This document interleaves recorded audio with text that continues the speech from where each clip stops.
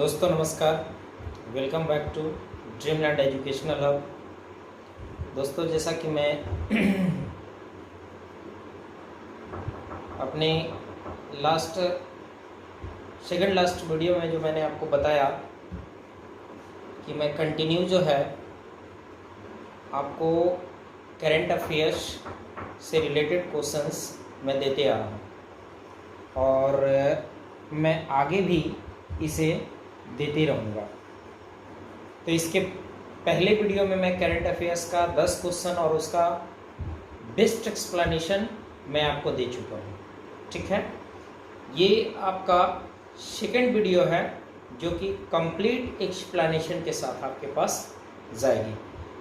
देखिए दोस्तों मैं कोशिश कर रहा हूँ कि मैं क्वेश्चन अगर कम देता हूँ बट सॉल्यूशन अगर बेस्ट देता हूँ तो मुझे ऐसा लगता है कि एक क्वेश्चन से रिलेटेड कई सारे क्वेश्चंस आपके कवर हो जाएंगे। ठीक है, तो चलिए आज हम लोग इस करंट अफेयर्स के एपिसोड का सेकंड वीडियो लेक्चर आपके सामने मैं दे रहा हूं और अब जो है हम लोग चलेंगे डायरेक्टली अपने क्वेश्चन पे। चलिए आइए डायरेक्टली क्वेश्चन पे कम टू द पॉइंट। चलिए दोस्तों करंट अफेयर्स के इस वीडियो लेक्चर को आगे बढ़ाते हुए और आपके सामने क्वेश्चन रहा ये, आरोग्य सेतु ऐप किस मंत्रालय द्वारा जारी किया गया है? मानव संसाधन विकास मंत्रालय, केंद्रीय इलेक्ट्रॉनिक्स एवं सूचना प्रौद्योगिकी मंत्रालय, केंद्रीय पर्यटन मंत्रालय या इनमें से कोई नहीं। आपका आंसर होगा ऑप्शन बी। तो थोड़ा सा मैं आपको आरोग्य सेतु ऐप के बारे में मैं बता दूं। ये जो आरोग्य सेतु ऐप है ये भारत सरकार के द्वारा 2 अप्रैल 2020 को आरोग्य सेतु ऐप को लॉन्च किया गया था। इस ऐप को लॉन्च होने के 13 दिन बाद ही इसके यूजर्स की संख्या 5 करोड़ से ऊपर हो गई थी। रीजन था भाई हमारे माननीय प्रधानमंत्री नरेंद्र मोदी साहब का कहना था इसको डाउनलोड करने के लिए और मैक्सिमम यूज़र ने उनकी बातों को मानते हुए और अपने मोबाइल में ये आरोग्य सेतु ऐप को लोड किया था।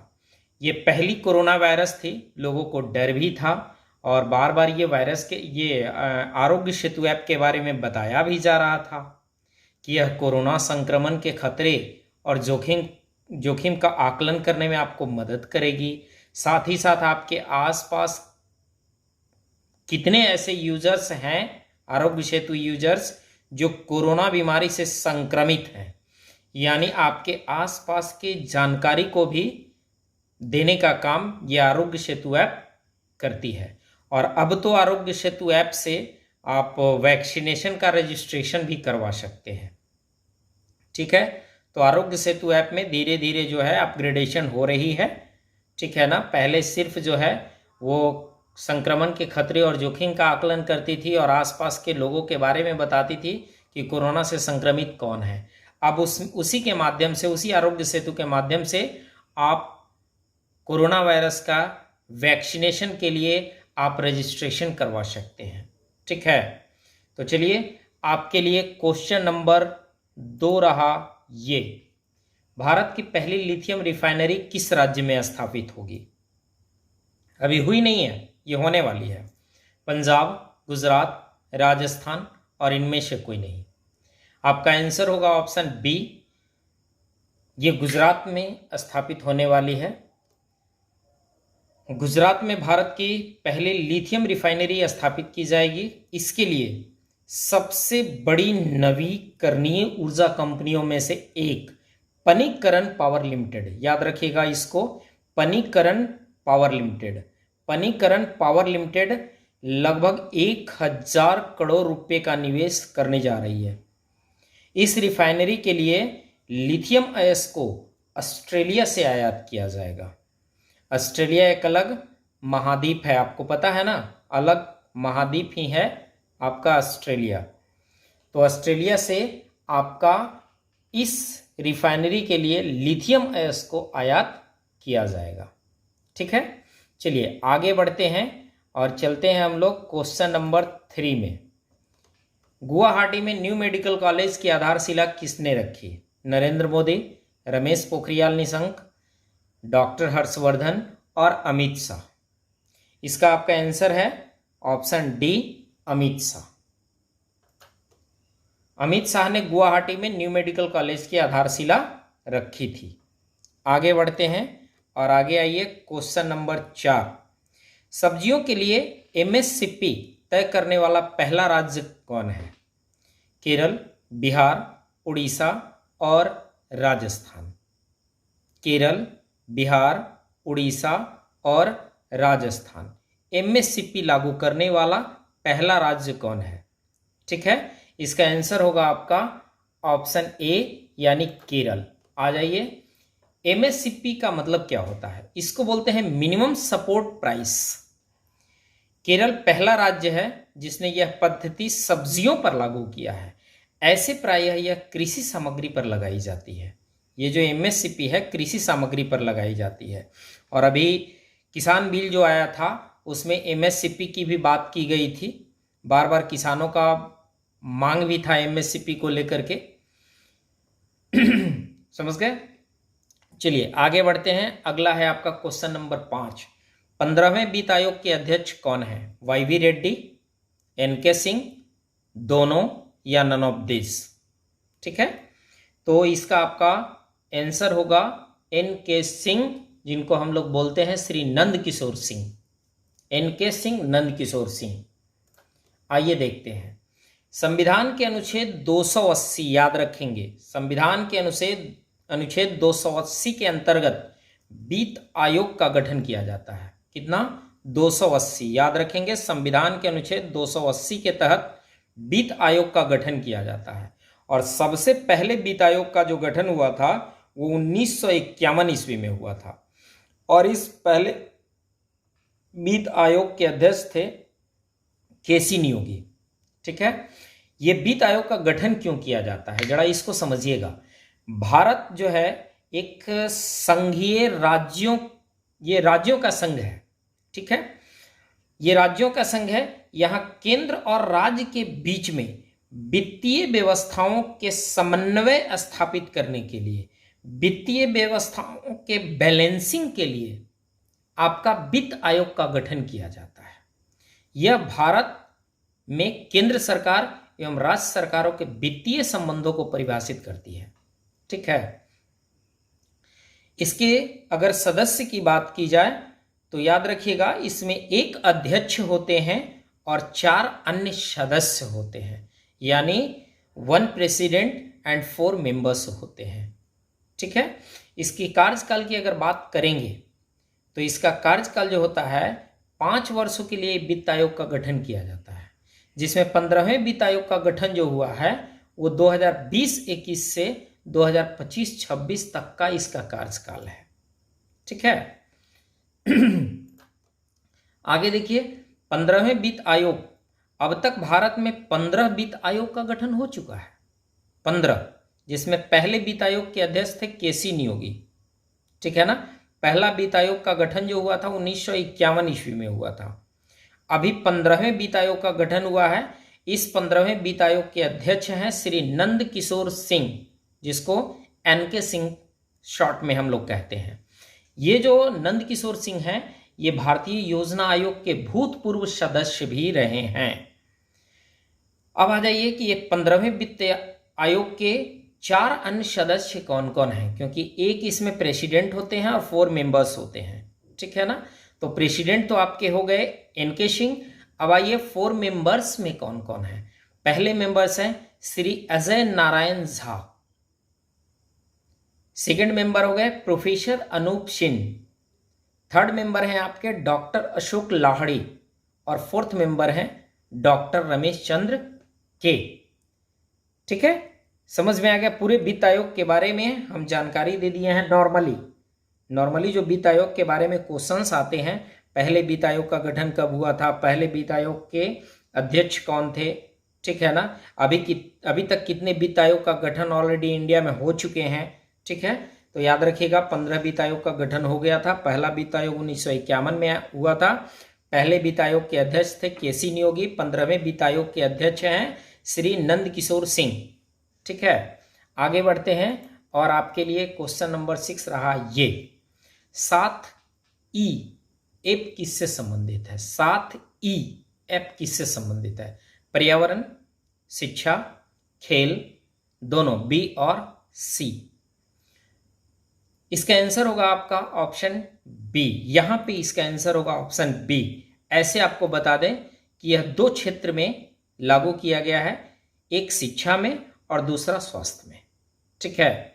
चलिए आगे जरा 7E ऐप के बारे में थोड़ा सा जान लें कि इस 7E ऐप जो है, ये प्रोग्राम जो है sustainable action for transforming human capital into education, ठीक है। फिर से एक बार सुनेंगे, sustainable action for transforming human capital into education. इसका मतलब हो गया कि ये जो ह्यूमन कैपिटल है, हम लोग के पास जो भी धन है, जो भी कैपिटल है, इस कैपिटल को लगातार हम लोग क्या करें कि एजुकेशन में लगाएं। इस कैपिटल को लगातार हम लोग एजुकेशन में लगाते रहें, क्योंकि जब एजुकेशन पे आप पैसे खर्च करेंगे तो अमूमन है कि वो एक बेहतर क्वालिटी आपके अंदर दे करके जाएगी, ठीक है। यह शिक्षा तथा स्वास्थ्य सेवाओं के लिए लॉन्च किया गया।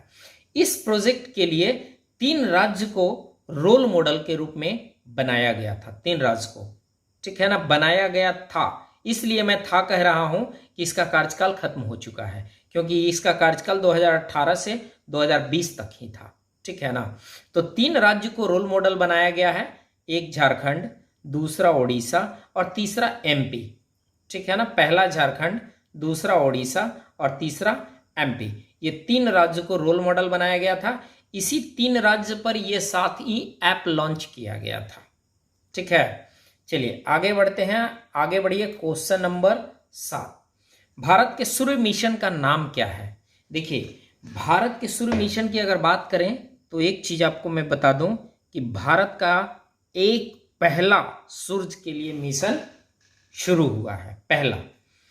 इसका नाम क्या है, आदित्य L1, L2, L3 और L4, ठीक है। तो इसका आपका ऑप्शन होगा ऑप्शन ए, आदित्य L1, ठीक है। अब देखिए जब सूर्य मिशन की हम अगर बात कर रहे हैं तो कुछ ना कुछ इससे रिलेटेड होगा। देखिए यह सूर्य का अध्ययन करने वाला पहला भारतीय मिशन है, पहला भारतीय मिशन है जो सूर्य के अध्ययन के लिए छोड़ा गया है। किसको, आदित्य L1 को। आदित्य L1 एक अंतरिक्ष यान है जिसका मुख्य उद्देश्य सूर्य के बारे में अध्ययन करना है। अब की बार सूरजयान, अब की बार सूरजयान, आदित्य L1 मिशन, ठीक है ना। यही है आपके आदित्य L1 मिशन, जो कि ये सूर्य के बारे में अध्ययन करने के लिए छोड़ा गया है। देख रहे हैं L1 मिशन, ठीक है ना। आगे बढ़ते हैं, आपके लिए क्वेश्चन नंबर 8 रहा ये। जनवरी 2021 में आर्थिक मामलों की मंत्रिमंडलीय समिति द्वारा घाटे में चल रही राज्य के स्वामित्व वाली किस कंपनी को बंद करने के लिए मंजूरी दी गई है। देखिए मैं आपको थोड़ा सा बता दूं कि ये जो आर्थिक मामलों के मंत्रिमंडलीय समिति जो होती है ना, वो सिर्फ ये कहती है कि कौन से उद्योग कितने बेनिफिट्स में चल रहे हैं, कौन से उद्योग घाटे का सौदा वर्षों से हो रहा है। तो जो उद्योग घाटे का सौदा हो रहा है उस उद्योग को बंद करने के लिए समिति अपना निर्णय देती है या रिपोर्ट सौंपती है, ठीक है। तो यही कह रही है कि जनवरी 2021 में आर्थिक मामलों के मंत्रिमंडलीय समिति द्वारा घाटे में चल रही राज्य की स्वामित्व वाली किस कंपनी को बंद करने के लिए मंजूरी दी है। वेस्टर्न कोलफील्ड्स लिमिटेड, राष्ट्रीय इस्पात लिमिटेड RINL, ये विशाखापट्टनम में है, स्कूटर इंडिया लिमिटेड SIL, या state trading corporation of India limited STCL, ठीक है। इसका आंसर आपका होगा सी, ठीक है, स्कूटर इंडिया लिमिटेड। अब बताइए कि स्कूटर पे चढ़ता कौन है, अब स्कूटर का जमाना लग गया। अब भैया वो जमाने के साथ अपने आप को मॉडिफाई नहीं किया, और जब तक जमाने के साथ मॉडिफाई नहीं करोगे तब तक तो भैया प्रॉब्लम आएगी। अब स्कूटर कौन चढ़ता है? न चढ़ेगा न खरीदेगा, और नहीं खरीदेगा तो स्कूटर बनाने वाली कंपनी को तो घाटा होगी। ठीक है, तो आपका आंसर होगा ऑप्शन सी। आ जाइए इसके बारे में जरा देखिएगा। Cabinet committee on economic affairs CCEA ने राज्य की स्वामित्व वाली स्कूटर इंडिया लिमिटेड एसआईएल को बंद करने के लिए मंजूरी दे दी है। यह कंपनी कई वित्तीय वर्षों से घाटे का व्यापार कर रही थी। अरे भैया, सरकार कितनी घाटा सहेगी? देख रहे हैं कि आपके बीएसएनएल बिक गए घाटे की सौदा की वजह से, और कई सारी कंपनीज बिक गई हैं घाटे की सौदा की वजह से। अब तो सरकार रेल भी बेचने पर उतारू हो गई है, जबकि सबसे बड़ी नियुक्ति रेलवे में है। भारत की सबसे बड़ी नियुक्ति रेलवे देती है, सबसे ज़्यादा एम्प्लॉय रेलवे में जाते हैं। और रेलवे जो है, मतलब बिहार, यूपी, झारखंड, इन सब के बच्चों के लिए कॉम्पिटिटिव एग्ज़ाम की तैयारी का एक बहुत बड़ा सोर्स है, बहुत बड़ा प्लेटफॉर्म है। चलिए आइए देखते हैं। स्कूटर इंडिया लिमिटेड की स्थापना जो हुई थी वो 1972 में हुई थी, और ये 2 पहिया एवं 3 पहिया की वाहनों का निर्माण करती थी। ठीक है, आज भी स्कूटर अपना थोड़ा सा रूप बदल के मोटरसाइकिल में ला देता तो आज नहीं बंद होती। तो समय के साथ तो परिवर्तन अपने आप को करना ही पड़ेगा। चलिए कोई बात नहीं, आगे बढ़ते हैं हम लोग। क्वेश्चन नंबर 9, किस संगठन ने global AI action alliance launch किया है? एआई का मतलब होता है आर्टिफिशियल इंटेलिजेंस, ठीक है ना। Global artificial intelligence action alliance launch किसने किया है? ठीक है ना। यूएन ग्लोबल कॉम्पैक्ट ने, विश्व आर्थिक मंच ने, अंतर्राष्ट्रीय मुद्रा कोष ने और विश्व बैंक ने। ठीक है ना, फिर से सुनिएगा। किस संगठन ने global AI artificial intelligence, global AI artificial intelligence action alliance launch किया है? पहला ऑप्शन है आपका यूएन ग्लोब, दूसरा ऑप्शन है आपका विश्व आर्थिक मंच, थर्ड ऑप्शन है आपका अंतर्राष्ट्रीय मुद्रा कोष, और फोर्थ ऑप्शन है आपका वर्ल्ड बैंक। World bank. तो आपका इसमें ऑप्शन होगा ऑप्शन बी, विश्व आर्थिक मंच। ये विश्व, वर्ल्ड इकोनॉमिक फोरम इसको बोलते हैं, वर्ल्ड इकोनॉमिक फोरम। अंतर्राष्ट्रीय मुद्रा कोष की बात करें तो इंटरनेशनल मॉनेटरी फंड होता है। ठीक है, चलिए आपका ऑप्शन होगा बी। अब जरा चलते हैं इसके एक्सप्लेनेशन में। ये बहुत ही इंटरेस्टिंग और बहुत मतलब इम्पॉर्टेंट क्वेश्चन है। ये इसलिए इम्पॉर्टेंट है कि ये जो विश्व आर्थिक मंच की जो बैठक चल रही थी, इसमें हमारे माननीय प्रधानमंत्री नरेंद्र दामोदर दास भाई मोदी ने इस भारत की तरफ से इस मंच को संबोधित किया था, और वो भी वर्चुअल। आ जाइए। द दावोस एजेंडा 2021 कार्यक्रम के दौरान, इस कार्यक्रम का एजेंडा जो था ना, द दावोस एजेंडा 2021 था, के दौरान वर्ल्ड इकोनॉमिक फोरम ने ग्लोबल एक्शन अलायंस लॉन्च किया है। इस कार्यक्रम में भारत के प्रधानमंत्री नरेंद्र मोदी ने 28 जनवरी 2021 को वीडियो कॉन्फ्रेंसिंग के माध्यम से विश्व आर्थिक मंच के दावोस संवाद को संबोधित किए हैं। इस कार्यक्रम में दुनिया के उद्योग जगत के 400 से अधिक प्रतिनिधियों ने हिस्सा लिया था। भारत के भी मुकेश अंबानी, अनिल अंबानी हो सकते हैं। इस कार्यक्रम का मुख्य उद्देश्य क्या था, जरा इसको समझिएगा। कोरोना वायरस की वजह से जितनी भी आर्थिक नुकसान हुई है किसी भी देश का, उस आर्थिक नुकसान की भरपाई कैसे की जाए, इस पर विस्तार से चर्चा हुई है। साथ ही साथ वर्ल्ड के इन्वायरमेंट के बारे में भी डिस्कशन हुआ है कि आज दुनिया के वातावरण में क्या परिवर्तन आई है, उसके बारे में भी, और उससे कैसे निपटा जाए। ठीक है ना। धीरे धीरे देख रहे हैं कि गर्मी भी बहुत बढ़ रही है, ग्लोबल वार्मिंग हो रहा है, मतलब ग्लोबलाइज्ड बहुत सारे मुद्दे पर इस वर्ल्ड इकोनॉमिक फोरम में बातचीत हुई है। ठीक है, आगे बढ़ते हैं और अगला और आज का लास्ट क्वेश्चन आपके सामने रहा ये, किस संस्था ने global climate litigation report 2020 status review नामक शीर्षक से एक रिपोर्ट जारी किया है। जलवायु परिवर्तन पर अंतर सरकारी पैनल आईपीसीसी, वैश्विक पर्यावरण सुविधा जीईएफ, संयुक्त राष्ट्र विकास कार्यक्रम यूएनडीपी, संयुक्त राष्ट्र पर्यावरण कार्यक्रम यूएनईपी। ठीक है, फिर से एक बार सुनिएगा, किस संस्था ने global climate litigation report 2020 status review नामक शीर्षक से एक रिपोर्ट जारी किया है। जलवायु परिवर्तन पर अंतर सरकारी पैनल, वैश्विक पर्यावरण सुविधा, संयुक्त राष्ट्र विकास कार्यक्रम यूएनडीपी जिसको हम लोग बोलते हैं, संयुक्त राष्ट्र पर्यावरण कार्यक्रम यूएनईपी। ठीक है, आपका आंसर होगा ऑप्शन सी। अब हम लोग थोड़ा आगे बढ़ते हैं और थोड़ा इसके बारे में एक्सप्लेनेशन देखते हैं। यूनाइटेड नेशंस डेवलपमेंट प्रोग्राम जिसको यूएनडीपी हम लोग बोलते हैं, यूनाइटेड नेशंस डेवलपमेंट प्रोग्राम ने global litigation report 2020 status review शीर्षक से एक रिपोर्ट जारी किया है। यह रिपोर्ट जलवायु परिवर्तन कानून के लिए साबित केंद्रों के सहयोग से जारी किया गया है। अब आइए यूएनडीपी है क्या, जरा देखिएगा। यूएनडीपी जनरली जो है वो पूरे विश्व में यह काम करती है और यह लगभग 170 देशों और क्षेत्रों में काम करता है। यह संगठन गरीबी उन्मूलन और असमानता तथा बहिष्करण में कमी के लक्ष्य हासिल करने में मदद करता है। जनरली इस संगठन का मुख्य उद्देश्य क्या है? गरीबी उन्मूलन है और दूसरा सामाजिक असमानता जो है, सामाजिक बहिष्करण जो है, इसमें कमी लाने का लक्ष्य इनका है। ठीक है ना। अब तो क्या हो गया है कि यूएनडीपी में अब ग्लोबल वार्मिंग पर भी चर्चा शुरू हो गई है। ठीक है,